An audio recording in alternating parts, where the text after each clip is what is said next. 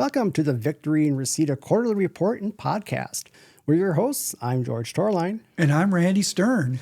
For this episode number 5, we'll be taking a look at vehicles like a Jeep that offers generous space and luxury, a Ford that seems to defy the laws of physics, and we'll check in with our ownership experience with our vehicle fleet.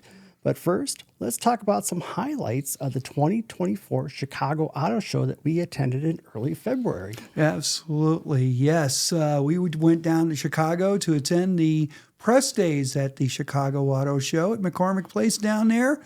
A little bit different than previous years, although the pandemic kind of threw that auto show for a loop in 21 and 22.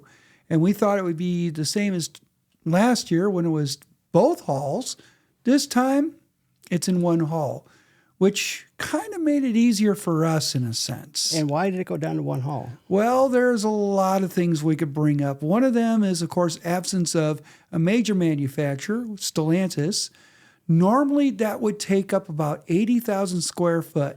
However, because of the rollback of Stellantis from certain auto shows throughout, we don't know how long this is going to happen, but there was a lot of space to play with. So they had to move everything into the South Hall at McCormick Place, which was all right. Mm-hmm. They did feature the Chicago Drives Electric indoors, which kind of helped. And most of the automakers were there. Not everyone, but most of the automakers were there. We did see some new people there that we haven't seen in the past. Absolutely. Believe it or not, Tesla made an appearance at this Chicago Auto Show. Tesla rarely does any auto shows, period. And this time they were part of the Chicago Drives Electric Loop that was indoors. They were joined by Lucid, which is now starting to make its presence on the auto show circuit, starting with Los Angeles. But they figured they also would come to the same Chicago Drives Electric and show off their Lucid Air lineup. And it's great that they're showing that. And of course, Tesla is meeting that presence as well. So people can get a chance to contrast and compare. But what did Tesla also bring? The Cybertruck. Yeah. So at the show, people could get a look at that and touch the stainless steel panels and all that good stuff. But they didn't get a chance to ride in it. It was just a static display. Absolutely. I don't think they let anybody in during the public days either. Yeah. Right. We got in at media days. I didn't get in it, but people were going in and taking photos of the interior. However, I think they locked it up during public days. And some other vehicles, too, that are like pre-production vehicles, they'll lock up and things. But what other things did you see there? Oh, boy. Or what other things did we do there? Well, can we start with the debuts that happened at the show? Sure. There's only a few. The two that were unveiled on the media days were there. Kia gave us 2 revised versions of their current lineup. So one was the K5 sedan. They are still making that. What they did was more of a revised front light area, which means there's more of that LED strip. They also did more LED in the rear. So they brought the strip that was across the top of the tail light, which is horizontal, and they brought it down vertically. So obviously, people are having fun with LEDs today. It seems like the trend is more. Let's string the lights all the way around the car eventually.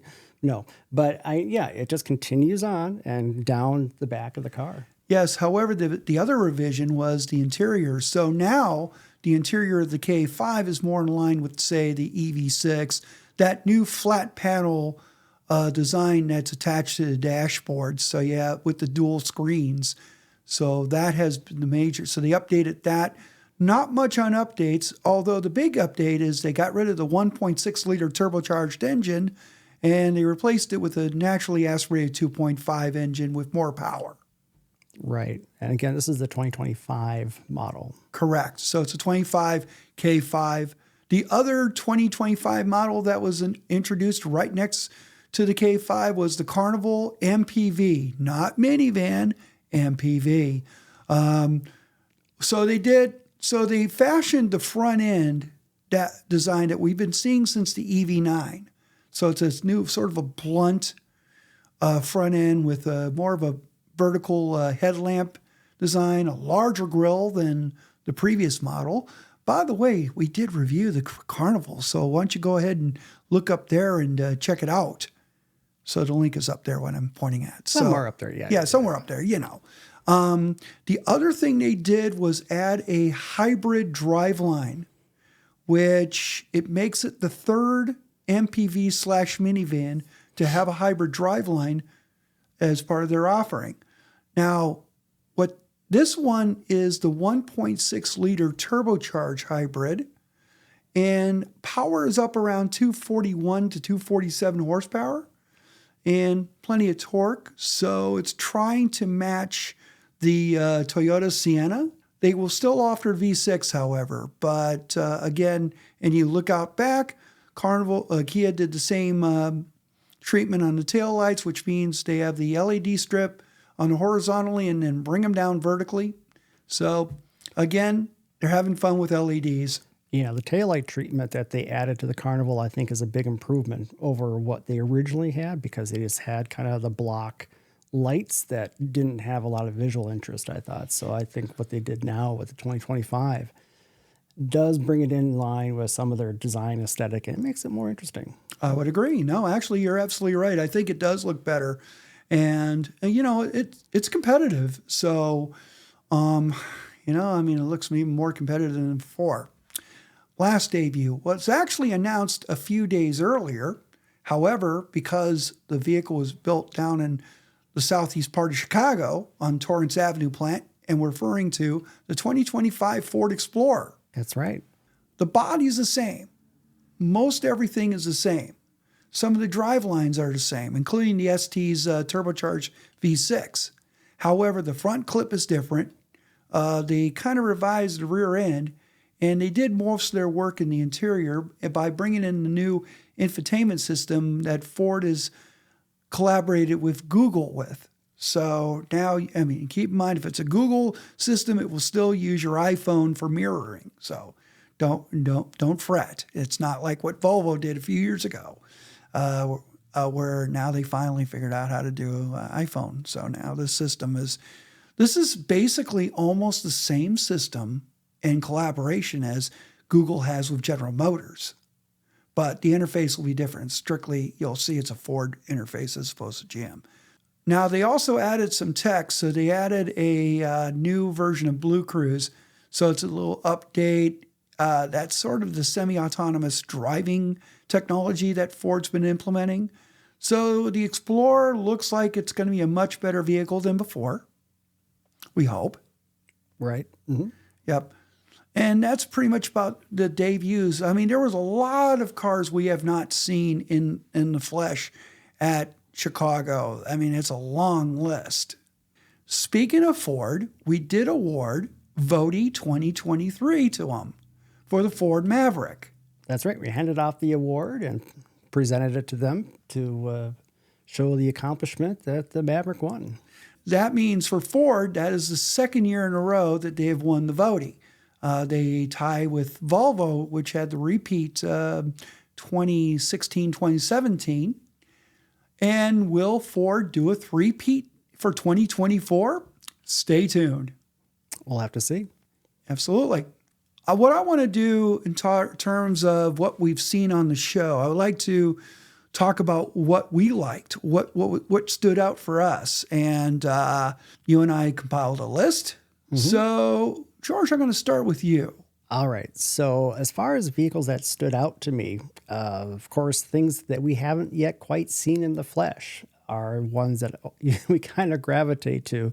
So certainly for me, the 2025 Volkswagen ID.Buzz, they had a European version there, but it was in the long wheelbase, which is what we will get. So they had that on display where you could poke and prod around. Interesting vehicle. I had a 3-row seat version on there, so you could fold down the 2 rows of seats in the back, and they had a lot of cubbies, and the seating position was nice. Interesting vehicle. And it'd be interesting to see. I know they have a cargo version of that in Europe. It'd be fascinating to see if down the line they'll have a cargo version of that or other variations of that for the US, because that would be a really cool advertising piece, kind of like how the Beetle was early on. Remember how Geek Squad embraced the Beetle and stuff like that, and did a lot of branding with it. I could see like small businesses using the Buzz to brand themselves and carry their gear in a cargo van. That'd be pretty cool. It would be nice, except the commercial vehicle market's kind of dried up below anything of the full size. And it would fit actually, because now the trend is to try to push electric versions of those full-size vans to everyone, to the commercial customer. It would be great to bring it in, but as you probably have seen, Chevrolet, Nissan, Ford, and Ram have already pulled their small vans off the market for America. Yeah. But, for companies that want to stand out, there may be one or two that just will pull the trigger on something like that. So we'll have to see. All right. Hopefully you're listening, Volkswagen of America. You are celebrating your 75th anniversary this year. So 75th anniversary in USA. Yeah, I know you're bringing the Buzz later this year. We're looking forward to seeing it. It looks like it's a really compelling vehicle, come to think of it. Mm-hmm. What else would be a pick of yours? Well, since we're talking about Volkswagen, I also really enjoyed the ID.7, which is their sedan. It's about the size of the outgoing Passat and even Arteon, if you're kind of in that neighborhood. It had a very nice interior layout. You saw the heads-up display, and we're quite impressed by that. That was a massive head-up display. It does augment the small instrument cluster that's right behind the steering wheel. But also the other thing that I saw in the interior was this massive infotainment screen. I know the infotainment screens are getting bigger and bigger and bigger, and was surprised to see one that big in a Volkswagen. That's right. Yeah, well, that's the trend. Absolutely, yeah. But, I got to admit, the ID.7 looked really compelling. I just hope that this time around that Volkswagen has cracked the code on a larger sedan, and I know that's going to be another trend that's coming through for battery electric vehicles to bring in sedans as well as SUVs and minivans or whatnot. But, looks great. Mm-hmm. A couple others that kind of stood out to me. I really enjoyed like the Crown Signia by Toyota, which will be replacing the Venza. And also, I think that the Toyota Land Cruiser, the new Toyota Land Cruiser, looked pretty nice. I think the one that was on display may not have been a high spec trim. We don't know. It's not. And it'll be interesting to see what they do in some of the other trims. But the design, especially just the upright appearance, especially in the back, it looks pretty cool. The interesting piece about this particular Land Cruiser is that up until they canceled it a couple of years ago, they were using the 200, which is the global designation for the big Land Cruiser. And they went to a 300 version, which replaced it. Now, the thing about the 300 is that we get it as a Lexus LX. And we didn't get the Toyota version because that would have been through the roof expensive. So the kicker on this particular Land Cruiser, which is now officially called the Prado in Australia, a very popular name for the smaller Land Cruiser, is the price will be much, much less than the outgoing Land Cruiser that got canceled. We're going from, say, $85,000 to $90,000 to at least $55,000. Big change. Major change. And I believe that's there's a hybrid driveline in there as well. So it's all changed for the Land Cruiser. I think this will be a huge win for Toyota. Yeah, the one they had on the floor had the Max hybrid. Mm-hmm. That would be a deviation from its sibling, the Lexus GX, which is concentrating not only on four-cylinder turbocharged power, but a hybrid system with the V6. That's right. It has that high-powered V6 and hybrid. Yes. So Unfortunately, that was not one of my picks from the auto show. But what were some of your picks? Well, I'm glad you asked. Right off the bat, the 2024 Ford Ranger. We have been teased this because it was introduced in Thailand, in Australia, New Zealand, and Europe, and we're going, hey, that looks better than the one we have here in the U.S. Why don't you bring it and build it in Michigan? Well, guess what? Finally, it took them a while because of supply chain issues and finally getting the parts in, so they're finally getting produced. It's on the same line as the Bronco, so it's the same platform, but it looks great. The interiors are much better now. So with the bigger screen and whatnot, easier to operate. Yeah, looking forward to the new Ranger. And they also have the Ranger Raptor. They did. Yes. You know how I get excited over the word Raptor because I love me a Raptor. So they're going to have the Raptor version for the first time in the United States. That's been like the big, sexy, attractive truck that the rest of the world loves of the Ranger. They had in the previous version, and now we're getting it finally. So that's good news. GMC Acadia, the 2024 model. Now, I did a quick review on the 23, and I thought it was pretty good. This one looks much better. It feels roomier because it's now on a larger platform, so it's directly shares with the Traverse and with the upcoming 25 Buick Enclave. So it's a larger vehicle, should be more third row room. It looks sharper. It's more along the lines of current GMC design tenets. And the interior, I love the interior setup. It's really great. Now, I had a chance a little bit to drive the BMW i5, the all-electric version of the 5 Series. And that was nice. Very comfortable, very nice. And you drove it indoors. I did. Now, the day before Media Day, we had a sort of a concept garage where we were able to drive some of these vehicles indoors, including the Lucid Air, which I didn't get a chance to, but I wanted to jump into BMW because I was curious about whether the i5 had that pulse, that feeling that a 5 Series should have, especially a gas one. And it did. But again, instant torque, lots of power, very nice, very comfy. It's the 5 Series that you never expected. So, other two vehicles that stood out, the 2024 Rolls-Royce Spectre. No surprise, I love a Rolls. But seeing it in the flesh, this is the all-electric coupe that replaces the Wraith. It looks almost like a Wraith, unless you look at the front and rear. So you have well over 500 horsepower of all battery electric performance, and you still have the luxury of a Rolls. I mean, it just looks so sharp. And they had two Spectres there inside the Wintrust Bank Supercar Gallery. Last one on my list is the 2024 Santa Fe. Hyundai's interesting looking SUV is the best way I'll put it. That's a good word for it.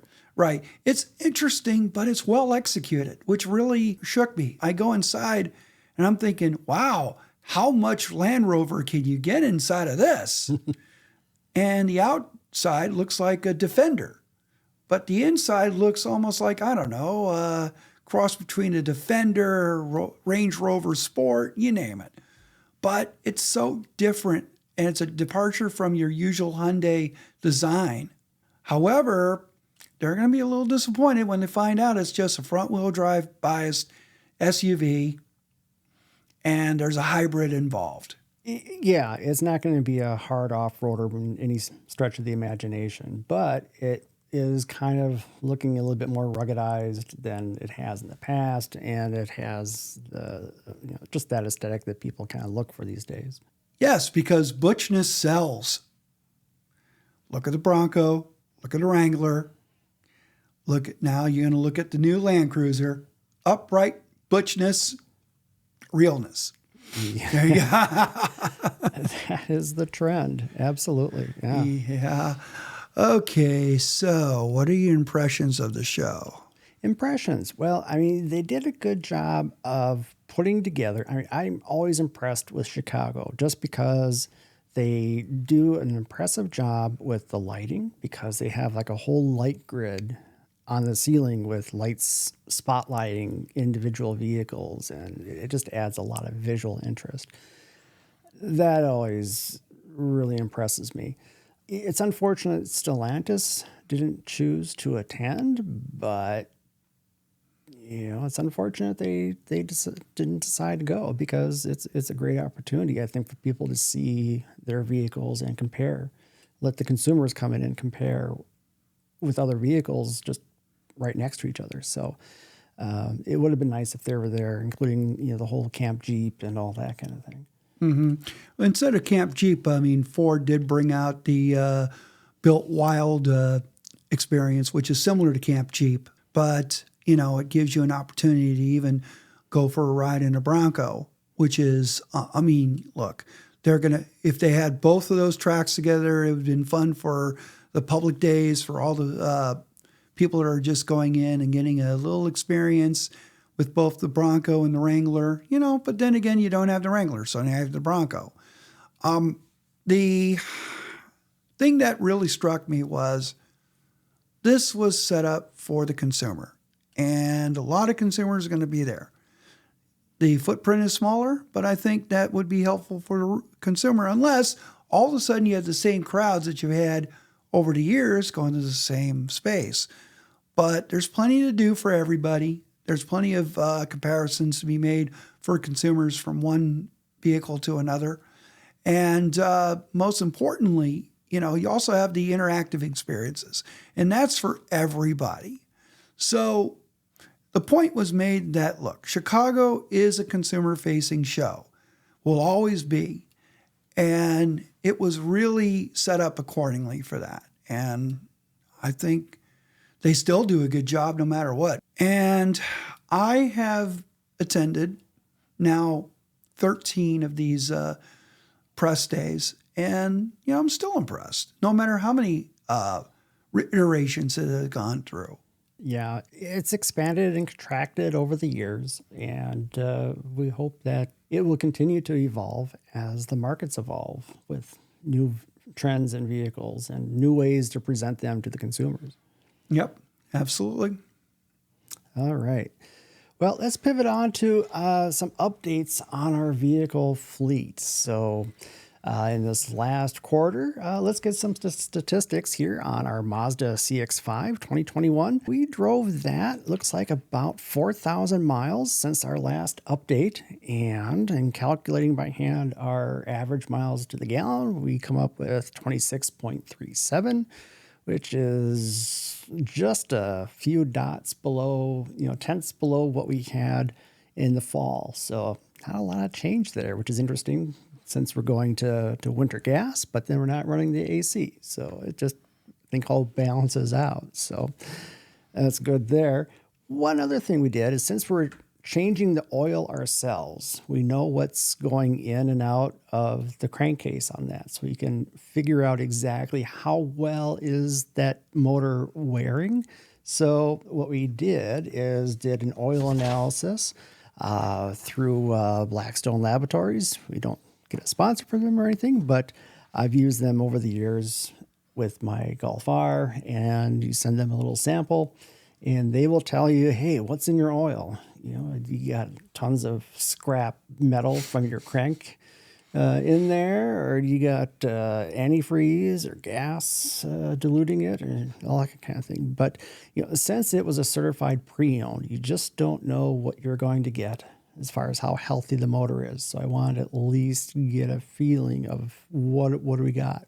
Sent that in. It turns out that everything came back good. No fuel, no coolant in the oil sample. The wearing was normal for that engine and for that age. So we're very happy to see that. For the oil that we're using the manufacturer oil, the Mazda Molly, and we think, I think we put about 4,600 miles on that oil, and had them check the the additives for anti-wear, and they thought it had probably another 2,000 miles that it could have gone just fine, that we could have continued on. So it held up just fine. So pleased to see that the manufacturer synthetic motor did its job, and we'll continue to use that, I think. So, well, good for us. I mean that CX-5 is turning out to be a winner for us. Not just in terms of the mechanics, but also for other things. It really is reliable. We still have the winter tires on it. You just need winter. Well, it needs more winter. Well, but we had a brief spell of winter thanks to the Super El Nino. But, for that brief spot of winter, the tires have done well. We haven't burned them out. I'm always afraid that on the outside temperature will get too warm, that those tires will start disintegrating. But so far, so good. Michelin does a good job. Certainly if we're talking, if it gets in the 80s and 90s, that's probably a little hard on them. But, I think we've been good, 40s and 50s. So not something out of the realm for the Michelin's X-Ice to handle. So, but yeah, we're in mid-February taping this, and we've only had a total for the season of 7.6 inches. Yeah, 7.6 inches for the entire season. And most of that came around Halloween. Because remember, kids were trick-or-treating. We had like 3 or 4 inches of snow on the ground at the time. But then after that, gone. That's right. Just little dustings here and there, keeping the grass, kind of covered a little bit, and it melts. So as a lifetime Twin Cities person, I've never seen anything like this. Neither have I. My almost 20 years of living in the Twin Cities as well. I feel like a good winter in California, to be honest. So you did something additional to the V&R machine. Yeah, I threw up in it. Okay, I'm not talking about that. Oh, okay. I'm talking about something that is actually a trend right now in this country of people installing a certain electronic device. Yes. Well, I like dash cams just because things happen. You just never know as far as when people may do something weird in front of you or behind you. So yeah, so install dash cam so that we're protected should something happen and there's any question and you've got a recording of it. So yeah, I got one in the Golf R, and I'm glad that we have one now in the CX-5. So. And we're not putting any videos up on YouTube from that dash cam, and nor are we going to add to the Russian dash cam videos you've been seeing on YouTube. So keep in mind, that's not for that reason. No. Unless it's really good. But, I hope not. I don't wish for that. So No. You don't ever want to wish for that. But, No. But yeah, the CX-5 has been great. Okay. How's the Golf R? Golf R has been great too. Of course, put the winter tires on that. It hasn't seen hardly any snow. I think this spring will give it some fresh coil packs. In fact, I think they're sitting up there in the wings on the shelf that we'll put on there. Last fall, we did throw in some fresh air filters. You can see the dirty ones up on the shelf. So we'll get that swapped out. Regular maintenance kinds of things. So I did that during the oil change. And she's been good. All right, moving on. So let's talk about some of the vehicles that we worked with. Oh, yes. I'm going to start off right off the bat. The last vehicle that came through is the Subaru Crosstrek Wilderness. This is the 5th trim for the revised 2024 model year. And I will say this. They've been waiting a long time to put the Wilderness treatment on this particular vehicle. Back, I believe, one of our podcasts, we talked about the unveiling in New York and the teasing that Subaru said, hey, we're going to do another Wilderness. And it would have been obvious had we known. Of course, we knew. We knew it was going to be a Crosstrek. Now we had it in the flesh. And it was a surprise. I didn't ask for it, but it showed up. So the good news about this Wilderness is everything. So they take a Wilderness with the 2.5-liter Boxer engine, and then they add more to it, like an enhanced suspension with all-terrain tires, the enhanced X mode with additional programming for a lower ratio for better traction when it's worse. And then, of course, a lot of body cladding, a lot of badges. But I'll tell you what, the body cladding is not as heinous as you think. It's really well done. And it gives you an air of protection, especially with the increased ground clearance and the bronze treatment in a few places. Look, all in all, I loved the experience I had with it. The ride was soft. It's not soft. It's not firm. It's just right, and it absorbed quite well on some of the rougher roads. I didn't get a chance to get it off-road or in the winter. That would have been a better test, but I will say that this thing did very, very well overall. Here is the kicker for the Crosstrek Wilderness, the price. A fully loaded version of this, which I had, came to under $36,000, which I remarked back to the Crosstrek I had last year on how much this is a value proposition. I mean, the pricing is amazing for this model line. And even with a fully loaded $36,000, you can't beat that, folks. For the capabilities of what the vehicle can do, I mean, you have over 9 inches of ground clearance, and it's a little bit quieter and refined now than it was. So it's really a quite a nice vehicle. And yeah, for the price and what it all does, you don't have to add a lot more to it to make it an off-roader. You're almost good to go. Not only that, but the platform is 10% more rigid. Well, it's another fact to put out there, because that does help, especially if you're doing off-roading, is to be able to make sure your entire unibody is solid when you're going through rougher roads. Okay, another vehicle I'm going to go touch upon, the 2023 Grand Wagoneer L. Now, the L means long wheelbase or longer length. So I had a Grand Wagoneer about a couple of years ago, I believe, and it had the 6.4 liter Hemi engine. Now, they still offer that engine, the Hemi, in the Grand Wagoneer, but for the base model. Everything else is this brand new inline six with twin turbos, dual overhead camshafts, 4 valves per cylinder. It's called the Hurricane, which is the name of the old Jeep engine back in the 50s. Big difference. There was no turbochargers or even 2 additional cylinders back in the old Hurricane.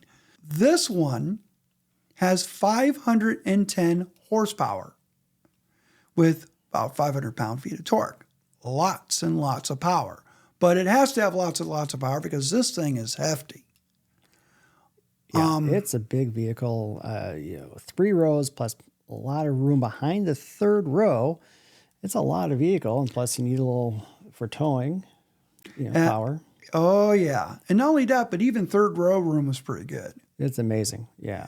Yeah, so, and this one competes against, say, the Escalade ESV, the Navigator L. So it's in this long wheelbase luxury SUV segment, which is great for the school run, but as long as your school run is in a very tony neighborhood. But you can put adults in the third row with no problem and be quite comfortable back there. It's really comfortable. Usually you say third row, and if you're an adult, you're going to go, I don't think so. But in the L, no problem. There is one little drawback. What's that, Randy? The tester that we had came to a sticker price of over $123,000 for a car that's registered as a Jeep. Yeah, that's a hefty price tag. So if they could sharpen the pencil on that a little bit, perhaps that might be good. Yeah. Yeah. Not to say it's a bad thing, but then again, sticker shock. Everything's gone up, right? Yes, but for something like this, that's okay. It's not a Rolls-Royce Colin or anything, Yeah. I mean, it's not like a Bentley Bentayga, Right. It's a Jeep. Yeah, it'd be interesting to see what the stats are as far as time on the lots and things like that. See what the take rate is. But yeah, it's a niche vehicle for people that are looking for something in that segment. That, yeah. Yeah. We're kind of speechless when it comes to sticker prices. Oh, it's not over. We got another sticker price that's going to throw us into a tizzy. 2023 Ford F-150 Raptor R. Yes. As one of our friends says, it's the Raptor that you're supposed to speak like a pirate. I suppose, yeah. Yeah. But to its credit, I'll say that the motor on that is impressive. It's bonkers quick. Mm-hmm. This is a 5.2 liter supercharged V8, similar to the one that's on the Mustang GT500 Cobra. I mean, I don't know if it's got the same flat plane crank. I wouldn't even know that right off the top of the head. However, 700 horsepower. In a pickup. I mean, it sounds familiar because the Ram 1500 TRX had 702, supercharged V8. So this was a request by the Ford truck boys who say, hey, I don't want to get a Ram 1500 TRX. What can you do? You have the bones for a Raptor. Why don't you drop a supercharged V8 to go up against it? Ford says, oh, no problem. We happen to have one right here. Drop the engine, Raptor R. When the Raptor came out, I think there was a bit of a criticism with the V6 that there wasn't a V8 at the time. Yes. So they responded to that. Well, actually, though, they had a V8 in the first generation Raptor, but it was the second generation for which the criticism came through when they did an uprated EcoBoost V6 twin turbo, and they were up to like 450. Mm-hmm. But I'll be honest with you, I love that truck. All right, I love the twin turbocharged EcoBoost Raptor. This one I like too. It drives like a Raptor. That's it. Soft suspension. You're up and a little bit further up. Ground clearance. It had 37-inch tires. Yeah, you can't. I mean, anything you could think of in a Raptor with the V8 supercharged engine. And I think the sound of it is impressive. You got the supercharger whine. You've got the modes with the different exhaust on the steering wheel that you can make the truck as loud as you want.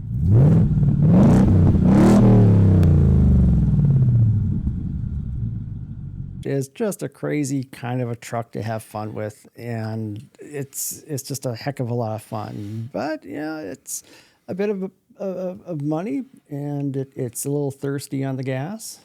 Well, here's some numbers for you to back that up. I think the best I got was just over 12 miles per gallon. Yeah. Now, some of our colleagues have complained that they never got over 10.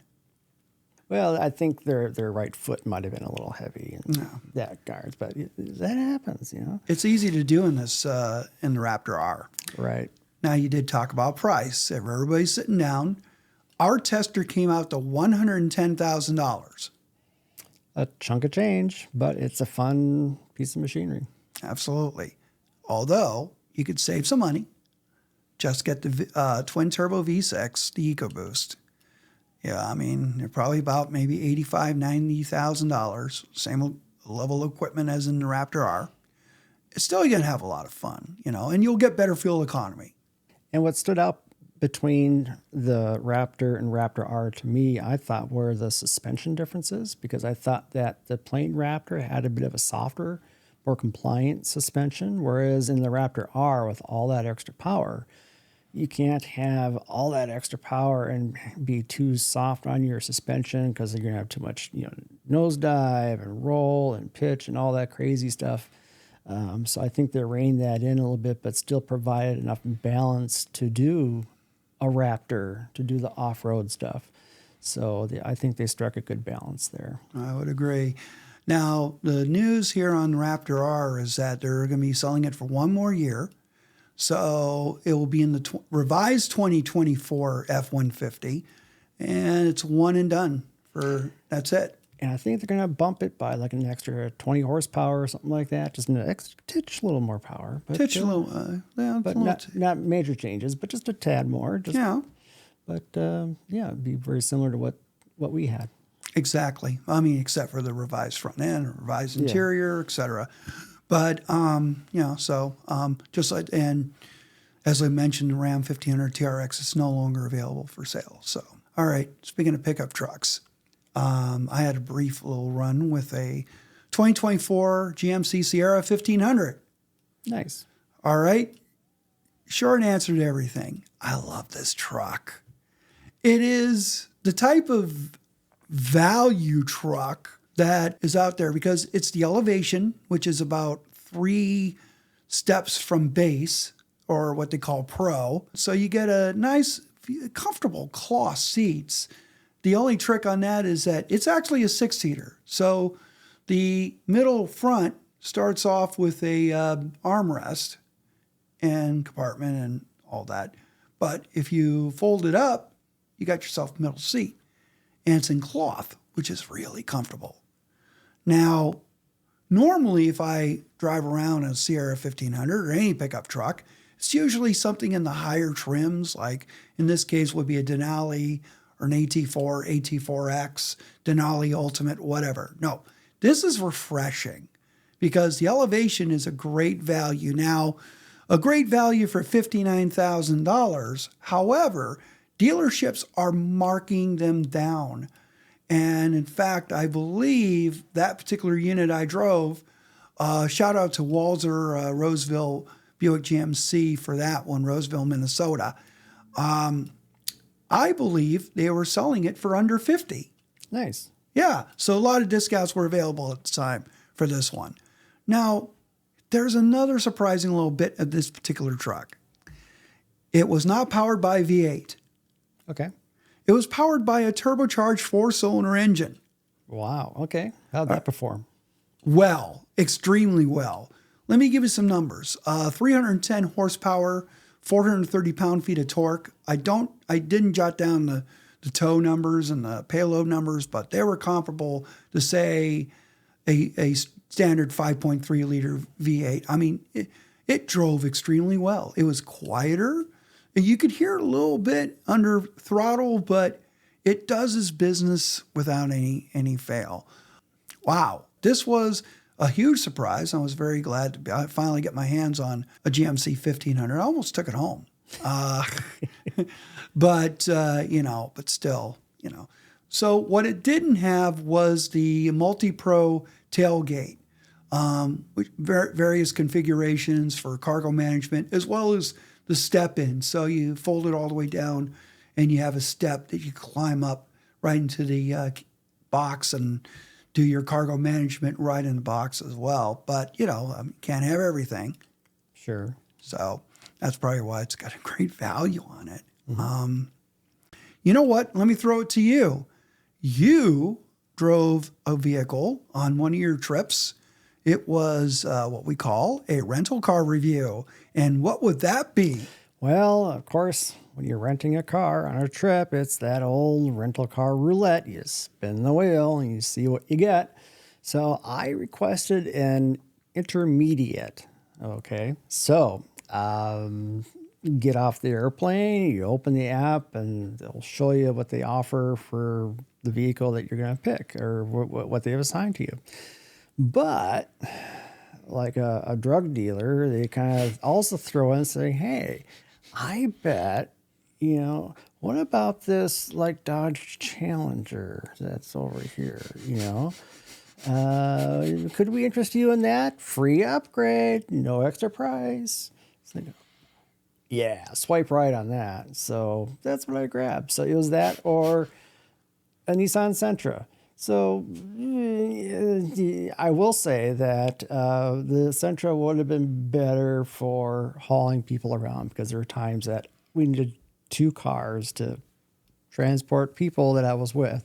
But hey, it was a lot of fun. So being that this was a 2023 the V6 version, the GT version of the Dodge Challenger, and it was a fun car. So I can understand why people enjoy them. It did some of the basic things that the Challenger does really well. It did a good job of keeping up with the fast pace of the highway traffic in the Phoenix area. It was reasonably comfortable, reasonably efficient, and it got me around. The trunk space is huge on those. So as a rental vehicle, you have a ton of luggage room in the back. You just don't have room in the back seats, which is the problem. So if you get 2 people, it's great. As far as the performance and driving dynamics, it's got good on center field. Doesn't take a whole lot to change direction on that. You can kind of spin the tires a little bit until the ABS reins in the fun and says, no, you only have the GT version. You can't light up the tires and create a big smoke screen. So it's a fun car. So it'll be, a fun car, nostalgia kind of a thing that was pretty cool. Glad to see that it had the run that it had. Absolutely. It had a lot of Moparians on board. And let's put it this way. It was the kind of car that if you're dyed-in-the-wool Mopar head, it's designed the way you want it, especially when it was revised. And by the way, the Challenger won Voti 2014, which was no surprise because all the Moparians showed up for Voti voting. So, but still, it's a car that's going to be missed because it really is one of a rare breed, because that segment is basically going to be going down to one car. And that would be the Ford Mustang. So Camaro's no longer being produced. The Challenger's about almost ran out at Bramley. So, but we're seeing some teaser photos of what might be its successor.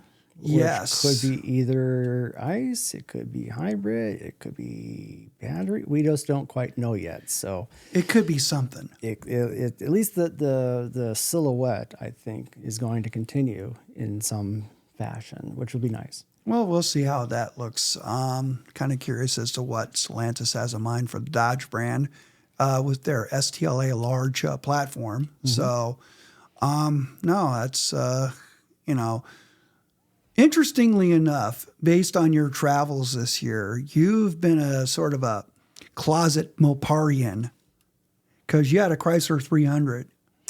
I did. When I was out there last summer, I ended up with one of those. I needed a full-size vehicle, and that's what the spin of the roulette wheel gave me was one of those. And, yeah. Would it be funny if you get a Charger next time? You did the trifecta. You never know. Yeah, you never know.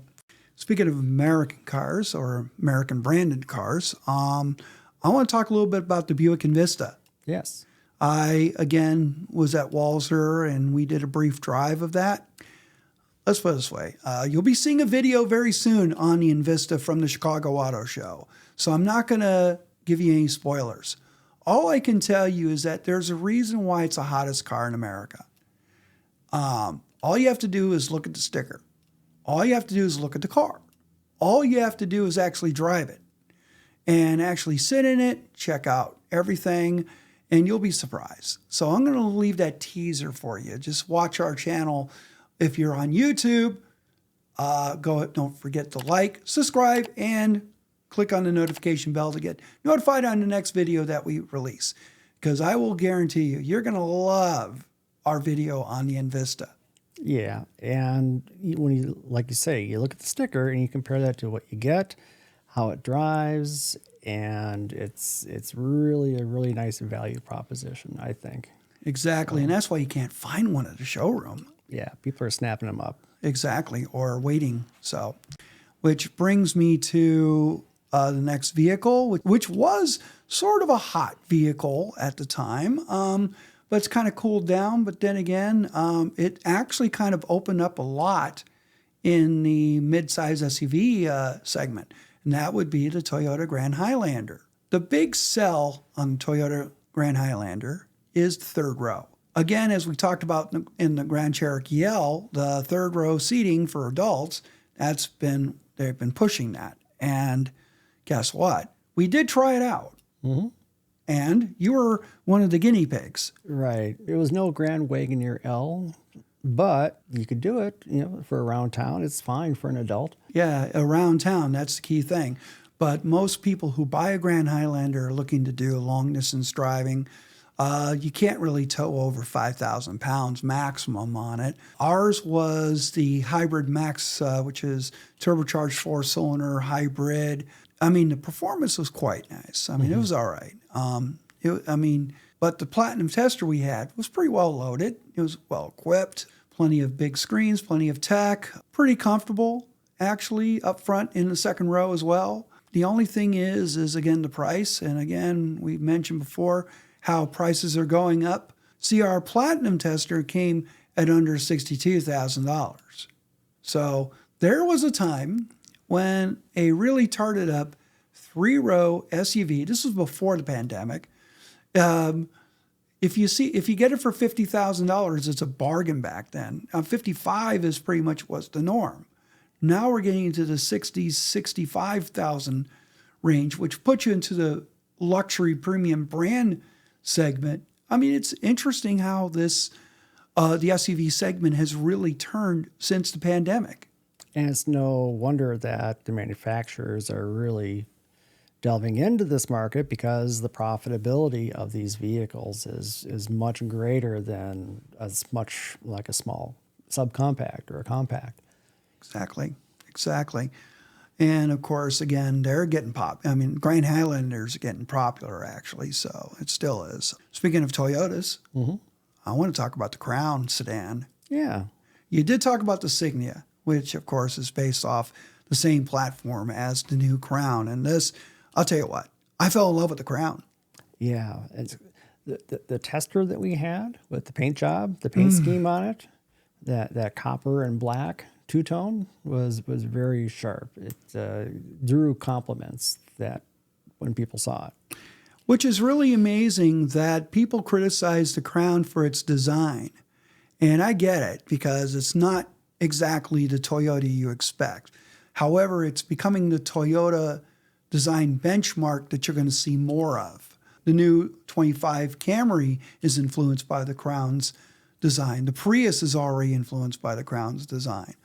But, design alone, and especially the two-tone, which you think would come from a Rolls-Royce. Yeah, for those that are listening, for YouTube, we'll show you pictures of our tester. But for those listening on the podcast, just picture like a Duracell battery on wheels. Yes. It's basically that copper of copper and black combination. Now, what I got was the Platinum model, which comes only with the Hybrid Max. Again, turbocharged 4-cylinder hybrid driveline. That was quick. Yes.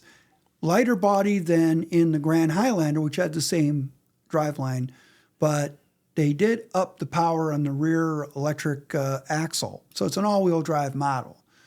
But I love the fact that it went up. It was quick for what it was, and it made the difference in terms of performance. It's also comfortable and well-equipped, which I really love. Now, the drawback is, since it replaced the Avalon, and rarely did Avalons go into the $50,000 range, this one came with a sticker of $55,000. Right. That whole price creep thing. Yeah. Yep. And it's a different car. Yes, it's imported instead of a domestically made Avalon. I mean, yes, you're probably going to miss some of the room that you'll get in an Avalon and a Crown. But you know what, though? If you're looking for a really tightly controlled premium, larger sedan, look at the Crown. Mm-hmm. Yeah. It's a worthy option to consider. Absolutely.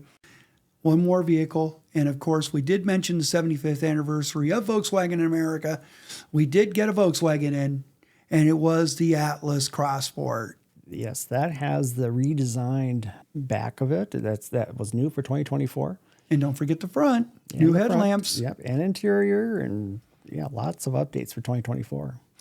Now, the big update, the big change across both Atlas and Crossport is that there's only one engine. No more V6. Yep, the EA888. That's it. Yeah. But it's a worthy engine for a big vehicle. Well, you tune that engine to accommodate the load, and it does fine. Great. And the best thing about the Crossport versus the Atlas, even though the Atlas has the same attributes, but as a 3-row versus a 2-row, the interior space, great, perfect for adults. Huge. It's huge in the back, huge in front, huge in the cargo area. To me, if I didn't want a 3rd row, I mean, the Atlas Crossport is more than sufficient. Oh, yeah. Yeah. But Now, for people, I think, looking in that space, I think people won't be disappointed with the capacity of the interior volume of that. ride was pretty good. Yes. Drivability was pretty good. I had a recent conversation with somebody at the Chicago Auto Show, one of our colleagues, and they came out of a Crossport, and they said it really drove like a Volkswagen.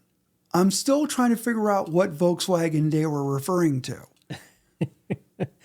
Well, yeah, I would agree. As a Volkswagen owner, you've got some of that steering dynamic and that suspension at play, just how that German suspension feel. It has attributes of that. And the tester we had came out to $50,000. Well equipped. Well equipped, too. I think it was SEL, R-Line, some of that effect. So we got pretty much a creme de creme of Atlas Crossport. Anything else? No, that is it. I think we that's can a wrap lot. this up.